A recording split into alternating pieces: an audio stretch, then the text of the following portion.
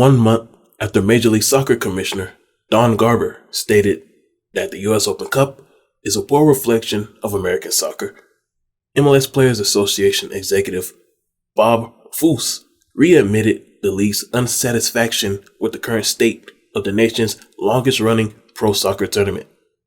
In discussion with Tom Bogert of The Athletic, Foose was asked how players are adjusting to changes in workload having to balance the U.S. Open Cup in addition to the expanded Leagues Cup starting in July. In response, Foose answered, "The calendar has gotten very congested and we're, as an industry, going to have to make some choices. We haven't taken a formal MLSPA position on the U.S. Open Cup. I would say my personal opinion is that it's not at the level that our players should be playing at.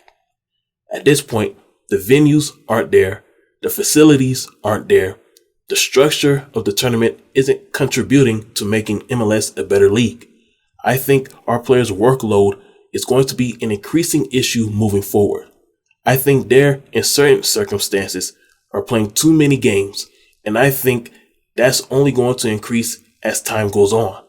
I know the league has worked a lot with the federation and tried to be respectful of what they're trying to do, but I can tell you that the U.S. Open Cup is certainly not something that our players look forward to." The sentiment from MLS Commissioner and Players Association executive finally gives clarity into why many clubs tend to play backups rather than starters in the U.S. Open Cup. It's a habit not solely used by MLS, however, as other lower leagues such as USL, NPSL, and NISA do the same. The early June injury to Los Angeles Galaxy star Chicharito Hernandez have heightened the awareness of player workload and the amount of minutes key players produce on the field throughout the season.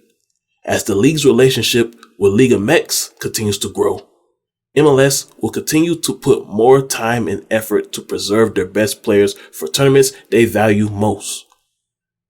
U.S. Open Cup is not valued to the highest level for many, if not all, pro soccer leagues, and major changes and adjustments must be made to how the tourney operates if it's still going to be around after 2026.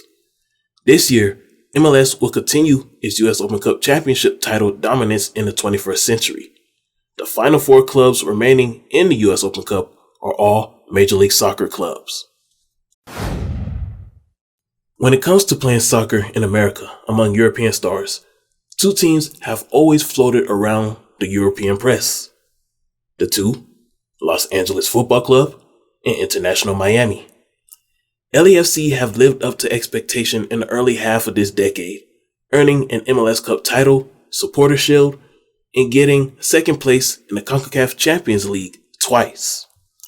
LAFC has created a blueprint on how global traditional football should operate in America. Today, International Miami seeks to follow alongside the same recipe for success as global icon Lionel Messi will surely attract valuable players both old and young. The first domino effect is the team landing Sergio Busquets, a relationship that he and Messi had since their days at Barcelona. Busquets is the second player Miami have been able to lure away from the wealthy Saudi Pro League, a football league determined to buy its way to global dominance by overpaying for popular players. Reports state that Busquets to Miami deal could be finalized this week. Miami is not expected to be done recruiting, by the way, as Goal.com suspects Jordi Alba to follow Messi and Busquets to South Beach. Per Franco Panizo of the South Florida Sun Sentinel, Sergio Busquets will be a designated player for Inter Miami CF, not a TAM signing, which stands for Targeted Allocation Money. Miami will now need to free up 2 designated player spots for him and Messi, which could include buying Gregor's contract down and using their one-time buyout on Rodolfo Pizarro. I'm with it, I'm about it, let's get it, I'm on it, I'm feeling my pockets with 50s and 100s, with 50s and 100s, with 50s and 100s. You talking?